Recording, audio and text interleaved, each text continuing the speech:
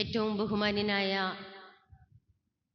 നമ്മുടെ ബഹുമാനപ്പെട്ട അച്ഛൻ, എനിക്കിങ്ങനെ അവസരം ഒരുക്കി തന്ന സമാജം, സൺഡേ സ്കൂൾ സമാജം, ഈ ഇടവേഗയിലെ ക്രൈസ്തവ സമിതി അംഗങ്ങൾ, VBS കുഞ്ഞുങ്ങൾ, മാതാപിതാക്കളെ, സഹോദരി സഹോദരന്മാരെ, വീണ്ടും വരുന്നവനായ യേശു ക്രിസ്തുവിൻ്റെ നാമത്തിൽ നിങ്ങൾക്കെല്ലാവർക്കും എൻ്റെ സ്നേഹവന്ദനം അറിയിച്ചു കൊള്ളട്ടെ.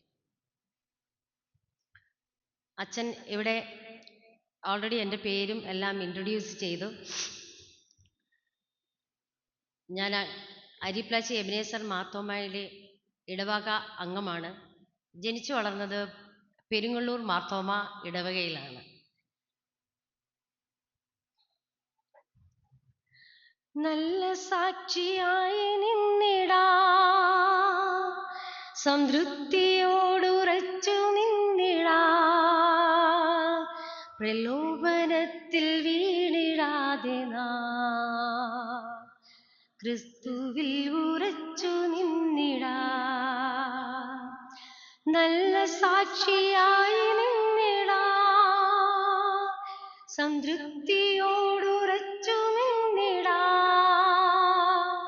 പ്രലോഭനത്തിൽ വീണിടാതെ നാം ക്രിസ്തുവിൽ ഉറച്ചു നിന്നിടാ.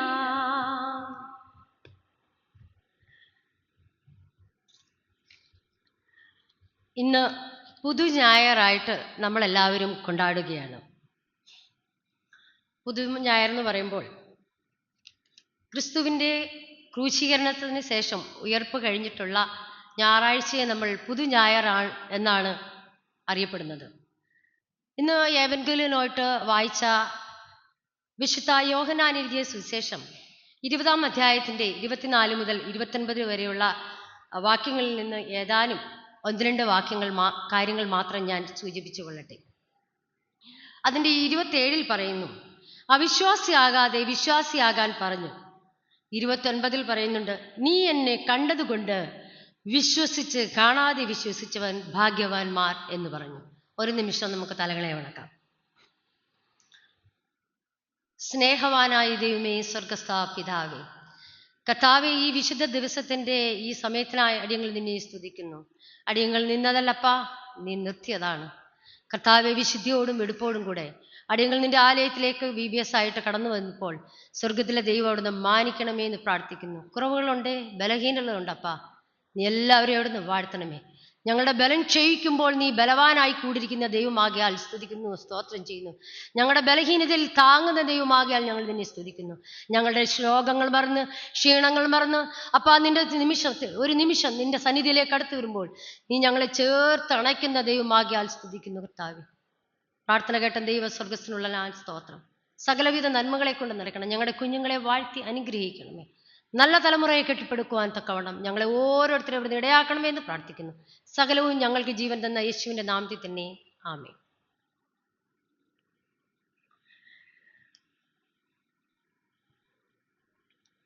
എന്നെ ഏകദേശം എല്ലാവർക്കും തന്നെ ഇതിനു മുൻപ് തന്നെ അറിയാം.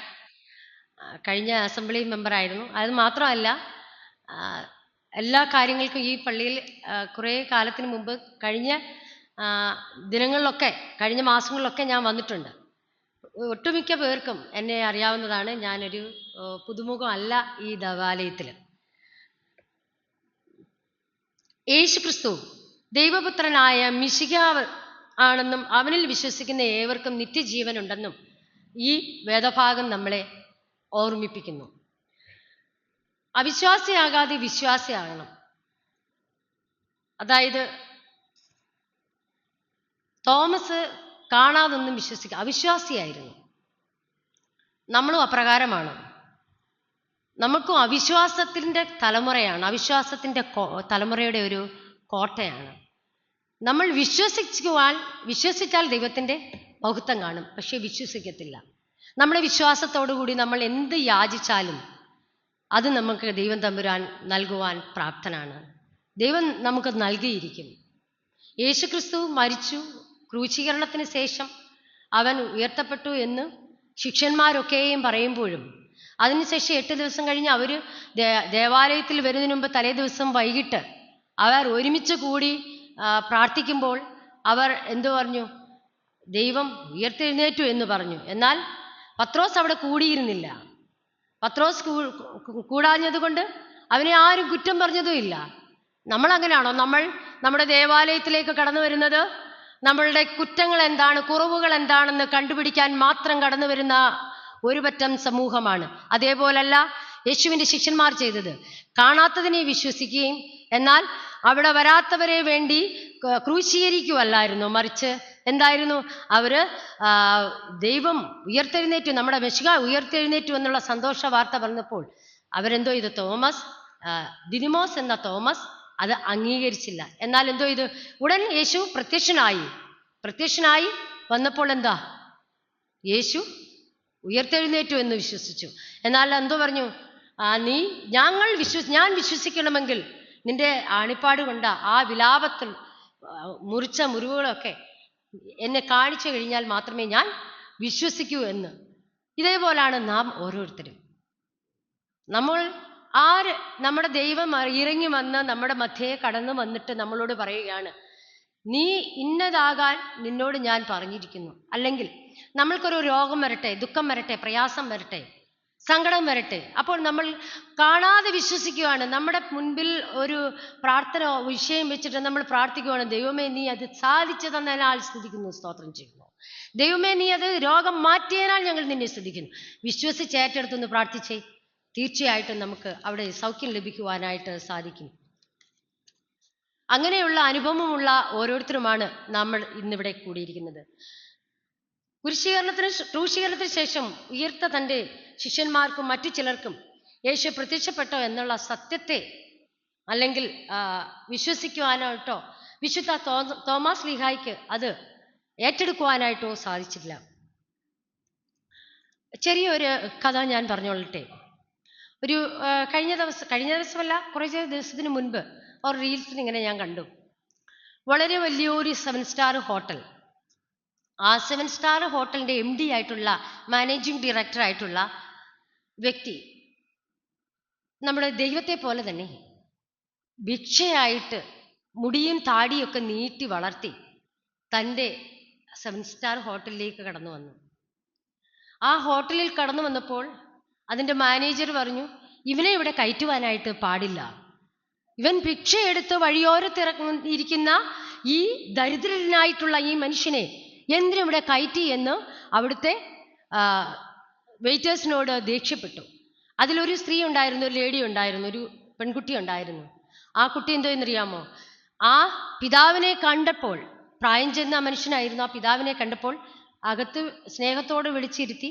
എന്നാൽ ആരും ഇദ്ദേഹത്തിൻ്റെ വേഷം കണ്ടിട്ട്, ഇദ്ദേഹത്തിൻ്റെ രീതി കണ്ടിട്ട് ആരും തിരിഞ്ഞു നോക്കുവാനായിട്ടോ, മുഷിഞ്ഞ വേഷമായതുകൊണ്ട് ആരും നോക്കുവാനായിട്ടോ തയ്യാറായില്ല.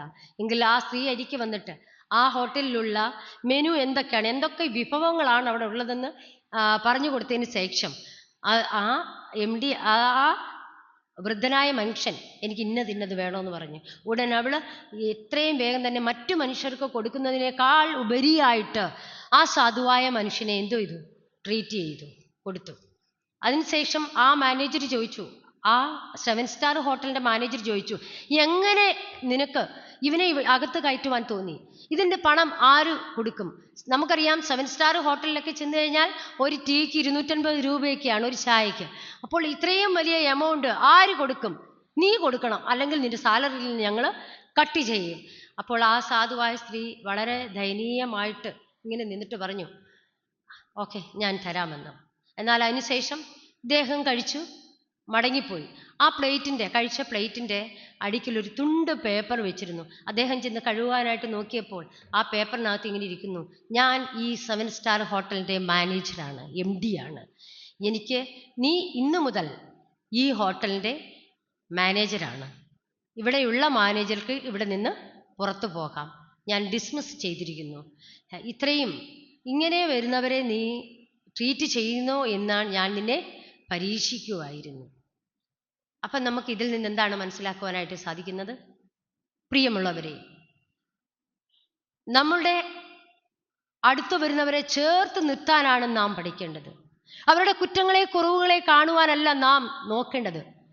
കുറവുകൾ കാണും, കുറ്റങ്ങൾ കാണും, എങ്കിലോ അവരെ ചേർത്ത് നിർത്തി എല്ലാവർക്കും ഒരേ അറിവ് ലഭിക്കണമെന്നില്ല. എല്ലാവർക്കും ഒരേ കാണാതെ വിശ്വസിക്കുന്ന മനുഷ്യനാണ് ഭാഗ്യവാൻ. അപ്പോൾ നമ്മൾ വിശ്വസിക്കണം, ഇവർക്കിൽ ചിലതിൽ ഉണ്ട്. ഇവർ തങ്ങളിൽ ഏൽപ്പിച്ചിരിക്കുന്ന ഓരോ ദൗത്യങ്ങൾ ഏർപ്പെടുത്തുമ്പോൾ തങ്ങളിൽ എന്തെങ്കിലും കുറച്ച് കാണും എന്ന് വിശ്വസിക്കണം. അവിടെ ആ ദരിദ്രനായ മനുഷ്യനെ ചേർത്ത് പിടിച്ചു. പക്ഷെ അതിൻ്റെ ഏറ്റവും വലിയ ധനികനായ മനുഷ്യൻ, ഏറ്റവും വലിയ സമ്പന്നനായ മനുഷ്യൻ, ആ സമ്പന്നനെ ചേർത്ത് നിർത്തിയ, അവർ ദരിദ്രനായിട്ട് വന്നപ്പോൾ ചേർത്ത് നിർത്തിയെങ്കിൽ, നിങ്ങളുടെ ഇടയിൽ വരുന്ന ദരിദ്രനെ ചേർത്ത് നിർത്തുമ്പോൾ അത് ഒരു പക്ഷേ ആരായിരിക്കും? ദൈവം തമ്പുരാനായിരിക്കും. ആ ദൈവം തമ്പുരാനെ നമ്മൾ ചേർത്ത് നിർത്തുവാൻ മനസ്സുള്ളവരാണോ? അങ്ങനെയാണ് നമ്മൾ ഒരു കൂട്ടായ്മയായിട്ട് കടന്നു പോകേണ്ടത്. പലപ്പോഴും നമ്മൾ നമ്മുടെ വസ്ത്രങ്ങളോ കാണിക്കുവാനോ അല്ലെങ്കിൽ നമ്മുടെ സാമ്പത്തികം കാണിക്കുവാനോ അല്ല. ഏറ്റവും ഉന്നത പ്രഭുക്കന്മാരൊക്കെ എന്താണ്? രാജാക്കന്മാരൊക്കെ എന്താണ്? വളരെ ലളിതമായ ജീവിതം നയിക്കുന്നവരാണ്. എന്നാൽ നമ്മൾ നമ്മുടെ സമ്പത്തിനെ ആശ്രയിക്കുമ്പോൾ, നമ്മൾ നമ്മുടെ സൗന്ദര്യത്തിൽ ആശ്രയിക്കുമ്പോൾ നമ്മൾ മറന്നുപോകുന്ന ഒരു കാര്യമുണ്ട്. ഇതിൽ നിന്ന് നമുക്ക് ഗുണപാഠം പഠിക്കുവാനുണ്ട്. എളിയവനെ ആദരിക്കുന്ന മനുഷ്യൻ ഭാഗ്യവാൻ. എളിയവനെ വേണം നമ്മൾ ആദരിക്കുവാനായിട്ട്, നമ്മുടെ ഇല്ലായ്മക്കാരെ ചേർത്ത് പിടിക്കുവാനായിട്ട്, ഉള്ളതിൽ പങ്ക് കൊടുക്കുവാനായിട്ട് നമ്മൾ ചേർത്ത് പിടിക്കുമ്പോൾ അവിടെയാണ് സന്തോഷമുണ്ടാകുക, സമാധാനമുണ്ടാകുക. ഈ വിഷയത്തിൽ നിന്ന് അന്യപ്പെട്ടു പോവുകയല്ല, ദീർഘിപ്പിച്ചു പോവുകയല്ല. എന്നാൽ പ്രിയമുള്ളവരെ, നമ്മുടെ കുഞ്ഞുങ്ങൾ ജീവിക്കുന്നത് എപ്രകാരമാണെന്ന് നാം മാതാപിതാക്കളായ നാം നമ്മളെ തന്നെ ഒന്ന് പരിശോധിക്കണം. നമ്മുടെ മാതാപിതാക്കളുടെ പ്രാർത്ഥനയാണ് നമ്മൾക്ക് കോട്ടയായി തീർന്നിട്ടുള്ളത്. അതുകൊണ്ടാണ് ഞാനും നിങ്ങളും ഇന്ന് ഈ ദേവാലയത്തിലായി തീരുവാൻ തക്കവണ്ണം, യഹോവയുടെ സന്നിധിയിൽ വരുവാൻ തക്കവണ്ണം ഒരു നിമിഷം നമ്മളെ ഇടയാക്കി തീരുന്നത്. എത്ര സൺഡേ സ്കൂൾ കുഞ്ഞുങ്ങൾ ഇന്ന് ദേവാലയത്തിൽ നമ്മൾ മാതാപിതാക്കൾ പറഞ്ഞു വിടുന്നുണ്ട്. ആ ദിവസമായിരിക്കും നമ്മുടെ സ്പെഷ്യൽ ട്യൂഷൻ. പ്രിയ മാതാപിതാക്കളെ, എനിക്ക് VBSുമായിട്ട് ബന്ധപ്പെട്ട് നിങ്ങളോട് പറയുവാനുള്ളത്, നമ്മുടെ കുഞ്ഞുങ്ങളെ പ്രാർത്ഥിക്കുവാനായിട്ട് പഠിപ്പിക്കണം. നമ്മുടെ കുഞ്ഞുങ്ങൾ സൺഡേ സ്കൂളിൽ വരുവാനായിട്ട് തൽപരരാക്കി വിടണം. തലേന്നേ അവരുടെ വേദവാക്യങ്ങൾ പഠിപ്പിക്കണം. നിങ്ങളുടെ കുഞ്ഞുങ്ങളെ ഫിസിക്സ്, മാത്സ്, കെമിസ്ട്രി ഒക്കെ പഠിപ്പിക്കുമ്പോൾ അവരെ ഡോക്ടറാവണം, എഞ്ചിനീയർ ആവണമെന്ന് നമ്മൾ കുഞ്ഞുനാളിലെ ഇങ്ങനെ പ്രാർത്ഥിച്ച് പഠിപ്പിക്കുമ്പോൾ നിങ്ങളുടെ പ്രാർത്ഥനയാണ് വിലയേറിയ കോട്ട. മാതാപിതാക്കളെ, നിങ്ങൾ പ്രാർത്ഥിക്കുമ്പോൾ നിങ്ങളുടെ കുഞ്ഞുങ്ങൾക്ക് ആത്മീയ അനുഗ്രഹങ്ങൾ വരത്തക്ക പോലെ നിങ്ങളുടെ ഭൗതിക അനുഗ്രഹങ്ങളും പ്രാർത്ഥനകളും കോട്ടകളും വിദ്യാഭ്യാസവും അവർക്ക് മുൻപന്തിയിലിരിക്കും.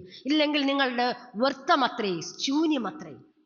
ഇല്ലെങ്കിൽ വെറുതെയാണ് നിങ്ങൾ ഈ സമ്പാദിച്ചു കൂട്ടുന്നത്. നിങ്ങൾ തിന്നാതെയും ഉടുക്കാതെയും ഉണ്ടാക്കുന്നത്. നിങ്ങളുടെ മക്കൾ അത് കൊണ്ടുവരണമെന്നില്ല.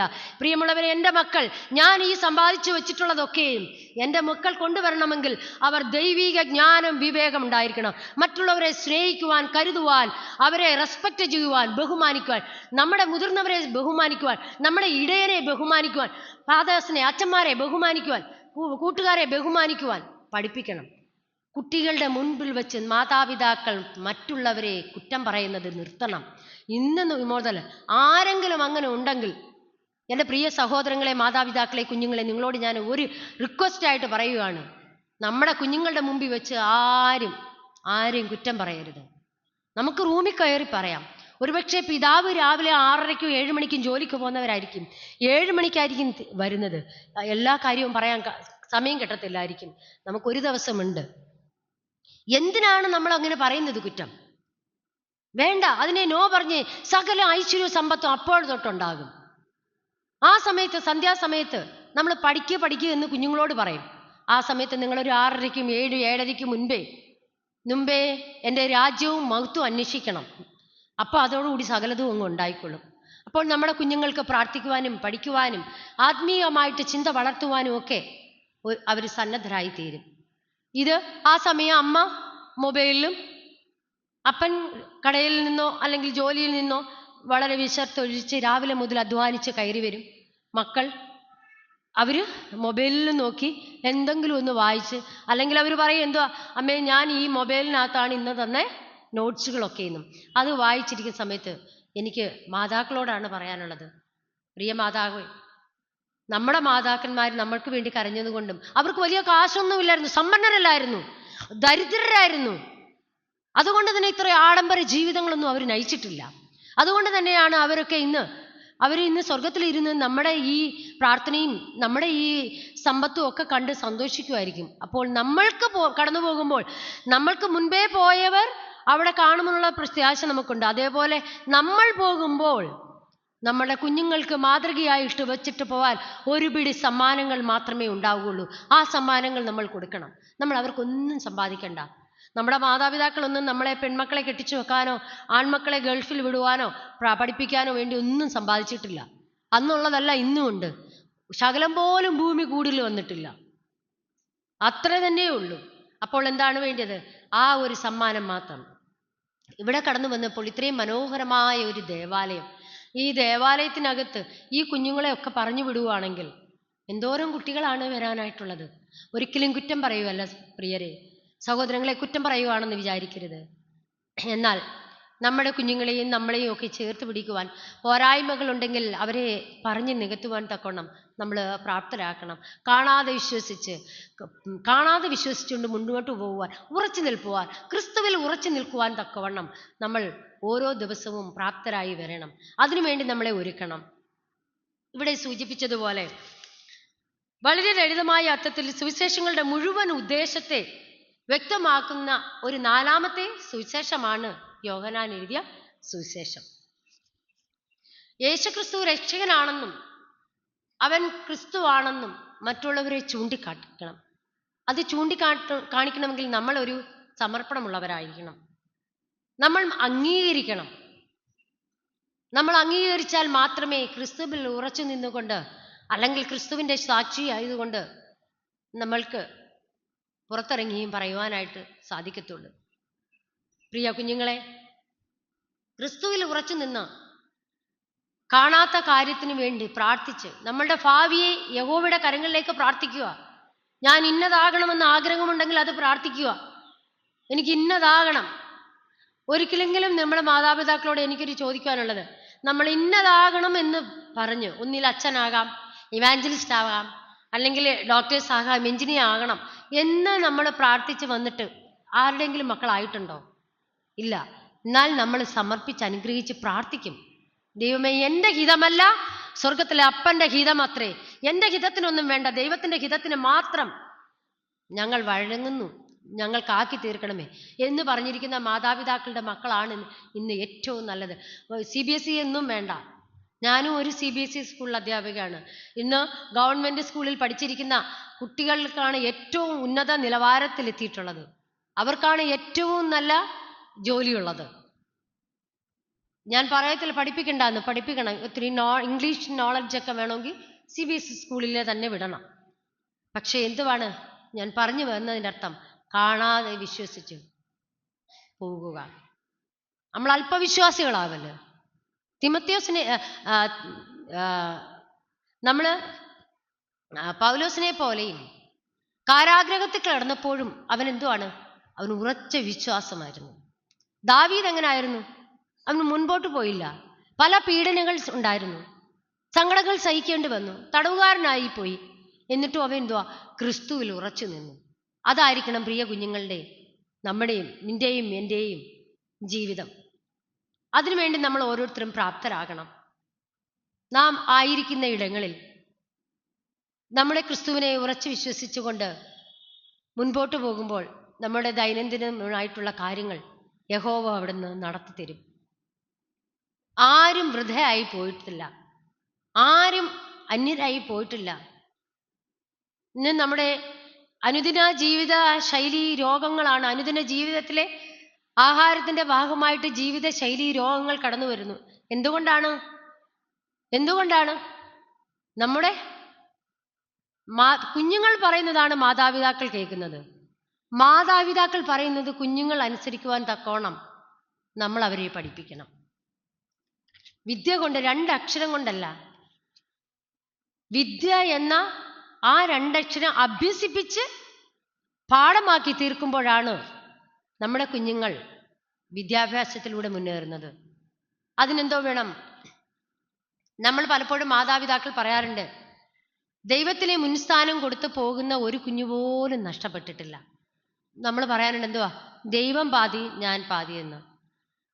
അപ്പം ദൈവം പകുതിയൊന്നും അല്ല, ദൈവം ഫുള്ളൊരാളാണ്. പക്ഷെ എന്താണ് നമ്മൾ ചിന്തിക്കേണ്ടത്? നമ്മൾ കുറച്ച് പഠിച്ചാലും മൊത്തമൊന്നും പഠിക്കണ്ട, കുറച്ച് പഠിച്ചാലും അത് നല്ല രീതിയിൽ പഠിക്കണം. ആ പഠിക്കുന്നത് ഓർമ്മയിൽ നിൽക്കുവാൻ വേണ്ടി സ്വർഗത്തിലപ്പനോട് നമ്മൾ കരയണം. നമ്മുടെ മുട്ടുകളെ മടക്കി കാണിക്കണം. മാതാപിതാക്കൾ, ചെറുപ്പക്കാരായ മാതാപിതാക്കൾ മുട്ടുമടക്കി പ്രാർത്ഥിക്കുമ്പോൾ ആ കുഞ്ഞുങ്ങൾ അത് കണ്ടായിരിക്കും വളരുന്നത്. പ്രായം ചെന്നതിന് ശേഷം മുട്ടുമടക്കാൻ പറഞ്ഞാൽ അവർക്ക് പറ്റത്തില്ല, അവർക്ക് മടക്കാൻ പറ്റത്തില്ല. അപ്പൊ എന്തുവാ, ആ കുഞ്ഞുങ്ങൾ തന്നെ മുട്ടുമടക്കി വന്നോളും. ഇവിടെ എനിക്ക് കാണുവാനായിട്ട് കഴിഞ്ഞു. ഇവിടെ പ്രാർത്ഥിക്കാൻ പറഞ്ഞപ്പോൾ തന്നെ നമ്മുടെ കുഞ്ഞുങ്ങളുടെ പല ആൾക്കാരും അതിനോടൊരു വിയോജനം കാണിക്കുന്നത് ഞാൻ കണ്ടു. കുഞ്ഞുങ്ങൾക്ക് ഫീലിംഗ് ആവും, പ്രാർത്ഥിക്കാൻ പറഞ്ഞാൽ ഫീലിംഗ് ആവും. അതുകൊണ്ട് കുഞ്ഞുങ്ങളെ പ്രാർത്ഥിക്കാൻ വിളിക്കരുത്. എനിക്ക് ശരിക്കും വിഷമമായി. പ്രിയ മാതാപിതാക്കളെ, നമ്മുടെ കുഞ്ഞുങ്ങൾ ഒരിക്കലും പ്രാർത്ഥിച്ചത് കൊണ്ട് നഷ്ടമായിട്ടില്ല. നമ്മൾ പ്രാർത്ഥിച്ചതിൻ്റെ ഫലമാണ് നമ്മുടെ കുഞ്ഞുങ്ങൾ. എത്രയോ പേർക്ക് മക്കളില്ലാതിരിക്കുമ്പോൾ നമ്മളുടെ കരച്ചിലിൻ്റെ ഫലമായിട്ട് നമ്മൾക്ക് തന്ന ദാനമാണ് അവരെ പ്രാർത്ഥിക്കാൻ പഠിപ്പിക്കുക. അതേപോലെ നിങ്ങൾ ആഹാരം ഒന്നും കൊടുക്കണ്ട. ഞങ്ങളൊക്കെ പട്ടിണി ഇരുന്നാണ് സൺഡേ സ്കൂളിൽ പോയിട്ടുള്ളത്. പെരുങ്ങള്ളൂർ മാർത്തോമ പള്ളിയിൽ യുവജനസഖ്യവും കഴിഞ്ഞു പോകുമ്പോൾ ഇന്നും അവിടെ അങ്ങനെ 1:30-2 മണിയാകും. ഒരു ചായ മാത്രം കഴിച്ച് തന്നിട്ടായിരിക്കും ഞങ്ങളുടെ മാതാപിതാക്കളൊക്കെ ഞങ്ങളെ പള്ളി വിട്ടിട്ടുള്ളത്. ഞങ്ങളൊന്നും വീണിട്ടില്ല, നശിച്ചില്ല. വീണെടുത്തൊക്കെ നിലംപരിചയായി. നിങ്ങൾക്കറിയണോ, ഞാൻ VBSന്റെ ഈ 5 ദിവസത്തിനിടയ്ക്ക് വെച്ച് കഴിഞ്ഞ ഏപ്രിൽ 11 എനിക്ക് എൻ്റെ വീടിൻ്റെ ഭാഗത്ത് വെച്ചൊരു പോലീസ് വണ്ടിയിൽ ചെറിയതായിട്ടൊന്ന് ഹിറ്റ് ചെയ്ത് കാലിന് ഫ്രാക്ചറൊക്കെ ഉണ്ടായി. എന്നാൽ അതുവരെ 15 വർഷം കൊണ്ട് ഓടിച്ചുകൊണ്ടിരിക്കുന്ന വണ്ടിയാണ് ഞാൻ. എനിക്കൊരാപത്തോ അനർത്ഥവും വന്നിട്ടില്ല. എല്ലാ വണ്ടിയും ഓടിക്കുന്ന ആളാണ്. അതിനുശേഷം വീണ്ടും എൻ്റെ പ്ലാസ്റ്റർ എടുക്കുന്നതിന് മുമ്പ് തൊട്ട് ഞാൻ വണ്ടി ഓടിച്ചുകൊണ്ടിരുന്നു. ഈ ദേവാലയത്തിൽ വന്നിട്ട് ഇന്ന് 2ാമത്തെ ദിവസം, 5ാമത്തെ ദിവസമായി ഇന്ന് ഞാനിവിടെ കടന്നു വരുമ്പോൾ അടുക്കള മൂലയിൽ വെച്ച് എനിക്ക് വലിയ ആപത്തിൽ നിന്ന് വിടുവിച്ചാണ് ഞാൻ വന്നത്. ഒരു മനുഷ്യർ ആ വണ്ടി എടുത്ത് പൊക്കാൻ പോലും ഇല്ലായിരുന്നു. പ്രിയമുള്ളവരെ, ദൈവം എന്നെ താങ്ങിയതാണ്. ഒരു പോറൽ പോലും എത്താതെ എന്നെ ഇവിടെ കൊണ്ടുവന്നത്. ഡേ ഫോറസ്റ്റ് മെനിഞ്ഞാന്ന് ഇതേപോലെ തന്നെ പ്രണമം ഹോസ്പിറ്റലിൻ്റെ അതിലേക്കൂടാണല്ലോ കടന്നു വരുന്നത്. അപ്പം അവിടെ അവിടെ ശകലം ഒരു വഴിയുണ്ട്. 2 വണ്ടി ഒരേ നിമിഷം. ഒരിക്കലും ഓട്ടോക്കാരും കാറുകാരും ഒന്നും 2 വീലേഴ്സുകാരെ നോക്കത്തില്ല. മാത്രമല്ല, ലേഡീസ് ആണെങ്കിൽ എപ്പോഴും നടുക്കൂടാണ് പോകുന്നത്. അവർ ഈ കാറ് കാണുമ്പോൾ സ്ഥലം ഒഴിഞ്ഞു കൊടുക്കത്തുമില്ല. അങ്ങനെയും ഉണ്ട്. പക്ഷെ ഞാനൊരു സൈഡിൽ കൂടാ വന്നത്. അന്നും ഇതേപോലെ, അന്നും ഞാൻ എൻ്റെ വണ്ടി താങ്ങി എൻ്റെ കരകളെടുത്ത് താമസിച്ചാണ് വന്നത്. ഞാനിവിടെ ആരോടോ, നമ്മുടെ ടെസ്സയോട് ഒന്ന് സൂചിപ്പിച്ചു, വേറൊരു ടീച്ചറിനോട് ഒന്ന് സൂചിപ്പിച്ചു. എന്നാൽ ഇന്ന് ശ്രീരാഗം ബസ് ഒരു സൈഡിൽ കൂടെ, ട്രിവാൻഡ്രം സൂപ്പർഫാസ്റ്റ് വേറൊരു സൈഡിൽ കൂടെ, സിഗ്നൽ ഇല്ലാതെ മീൻ വാങ്ങാൻ വേണ്ടി പെട്ടിയോട്ടോ വെഞ്ചേമ്പ് അതിൽ നിന്ന് അടുക്കള മൂലം പെട്ടെന്നങ്ങ് തിരിഞ്ഞു. ഞാൻ എന്നാൽ കുറച്ച് സ്ലോയിലാണ് വന്നത്. എന്നാൽ ഈ സാരിയൊക്കെ ഉടുത്തോണ്ട് വരുമ്പോൾ നമുക്ക് സ്പീഡിൽ ഓടിക്കാനായിട്ട് പറ്റത്തില്ല, പേടിയാണ്. സ്ലോയിൽ വന്നതുകൊണ്ട് അവിടെ ഇരുന്നവർ അന്നേരെ പറഞ്ഞു, ആ കൊച്ചിനെ ഇപ്പം കൊണ്ട് ഇടിക്കുമെന്ന്. അത് ഞാൻ കേൾക്കുകയും ചെയ്തു. എന്നാൽ കറക്റ്റ് അതേപോലെ തന്നെ പറ്റിയെന്നുള്ളതാണ്. എന്നിട്ട് ആ വണ്ടി പൊക്കാൻ പോലും ആ മനുഷ്യൻ തയ്യാറായിരുന്നില്ല. സാധാരണപ്പെട്ട ഒരു ക്രിസ്ത്യൻ ആണെങ്കിൽ വെള്ളയൊക്കെ വസ്ത്രമൊക്കെ ധരിച്ചു പോകുമ്പോൾ പറയും, ഒന്നീ ബന്ധക്കോസുകാർ പോകുമായിരിക്കും, അതല്ലെങ്കിൽ ഏതെങ്കിലും പള്ളിയിൽ പോകുമായിരിക്കും. കാരണം ഞായറാഴ്ച ദിവസം വെള്ള ധരിച്ചുകൊണ്ട് പോകുന്നത് മർത്തോമാക്കാരും ബന്ധക്കോസുകാരും ക്രിസ്ത്യൻ സമൂഹത്തിൽപ്പെട്ടവരായിരിക്കും. അപ്പം നമ്മളെ വീഴുന്നിടത്ത് താങ്ങുന്ന ദൈവം അവിശ്വാസമാവാതെ വിശ്വാസത്തോടു കൂടി പ്രാർത്ഥിച്ചിട്ട് ഇറങ്ങുമ്പോൾ സ്വർഗത്തിലെ ദൈവം കരുതിക്കൊള്ളും. ഇന്ന് രാവിലെ കൊയറിൻ്റെ പാട്ടൊക്കെ പഠിപ്പിക്കുന്ന ആളാണ്. അപ്പം ഇന്ന് ഞങ്ങൾക്കിടെ സൺഡേ സ്കൂളിൻ്റെ കൊയറാണ്. 2ാമത്തെ ആഴ്ച ഞങ്ങൾക്ക് കുഞ്ഞുങ്ങളെയും കൊണ്ടാണ് കൊയറ് നടത്തുന്നത്. അപ്പം രാവിലെ വന്നിട്ട് പറഞ്ഞു, അനിയൻറ്റി ഞങ്ങളെ വന്ന് ഒന്ന് നോക്കിച്ചിട്ടേ പോകാവുള്ളൂ. അപ്പം അല്ലെങ്കിൽ ആനിയൻറ്റി പാട്ട് നമ്മളിൽ നിന്ന് പാടുന്നില്ലയോ എന്ന് ചോദിക്കണമെങ്കിൽ നമ്മൾ ആ കുട്ടികളുടെ മുമ്പിൽ എന്തായിരിക്കണം? മാതൃകയുള്ളവരായിരിക്കണം. ഇപ്പൊ ഇറങ്ങുന്നതിന് മുൻപ് തന്നെ എന്നോട് പറഞ്ഞു, ഒരിക്കലും ഇല്ലാത്ത കണക്ക് അച്ചാച്ചൻ എന്നോട് പറഞ്ഞു, എടേ സൂക്ഷിച്ചു പോണേ കുഞ്ഞേ നീ. ഞാൻ ചോദിച്ചു, അതെന്താ ഇന്ന് സൂക്ഷിച്ചു പോണേ, എന്തോ സൂക്ഷിച്ചല്ലേ പോന്നേ? അങ്ങനെ സർവ്വതലയും പറഞ്ഞിട്ടാണ് ഇറങ്ങി വന്നത്. പക്ഷേ കൃത്യമായിട്ട് എനിക്കിങ്ങനെ സംഭവിച്ചു എന്നുള്ളതാണ്. എന്നാൽ ഞാനാണെങ്കിൽ വിശ്വസിച്ച് പ്രാർത്ഥിക്കുന്ന ഒരാളാണ്. പാടുവാൻ ഡോക്ടേഴ്സ് എന്നോട് പറഞ്ഞിട്ടുണ്ട് പാടുവാൻ പറ്റത്തില്ല എന്ന്. എന്നാൽ അതിൻ്റെ ഇരട്ടി ശക്തിയോടുകൂടി, ഇരട്ടി പിച്ചോടുകൂടി, ഹൈ പിച്ച് എടുത്ത് പാടുന്ന ഒരാളാണ്. എന്ന് പറഞ്ഞാൽ പാടിക്കൂടാ, പാടാൻ പറ്റത്തില്ല. അതുകൊണ്ട് എനിക്ക് 5-6 ഓപ്പറേഷനൊക്കെ കഴിഞ്ഞ ഒരാളാണ്. തൊണ്ടയുടെ ഓപ്പറേഷൻ കഴിഞ്ഞിട്ട് എന്നോട് ഡോക്ടർ പറഞ്ഞേ 2 വർഷത്തേക്ക് ദയവ് ചെയ്ത് പാടരുത്. ഞാൻ 3-ാം മാസം ആകുന്നതിന് മുമ്പ് തന്നെ പാടാൻ നിന്നു. ഞാൻ യുവജന സേവ്യ സംഘത്തിൻ്റെ മത്സരത്തിന് ചന്ദ്രപ്പള്ളി വന്ന് പാടുകയുണ്ടായ ഒരു വ്യക്തിയാണ്. അപ്പോൾ കാണാതെ വിശ്വസിച്ച് കഴിഞ്ഞാൽ അതിന് മറുപടി സ്വർഗത്തിലെ ദൈവം നൽകി തരും. ഞാൻ ദീർഘിപ്പിക്കുന്നില്ല. 15 മിനിറ്റാണ് അച്ഛൻ പറഞ്ഞത്. നമ്മൾ കാണാതെ വിശ്വസിച്ച് പ്രാർത്ഥിക്കുവാൻ തക്കവണ്ണം ഈ പുതു ഞായറാഴ്ചയിൽ വിശ്വാസത്തോടുള്ള പ്രാർത്ഥന ദൈവം കേൾക്കും. അങ്ങനെ ആയിത്തീരുവാൻ തക്കവണ്ണം പ്രിയ മാതാപിതാക്കളെ, നിങ്ങൾ നിങ്ങളുടെ കുഞ്ഞുങ്ങളെയും പ്രാപ്തരാക്കണം, അവരെ ഒരുക്കണം.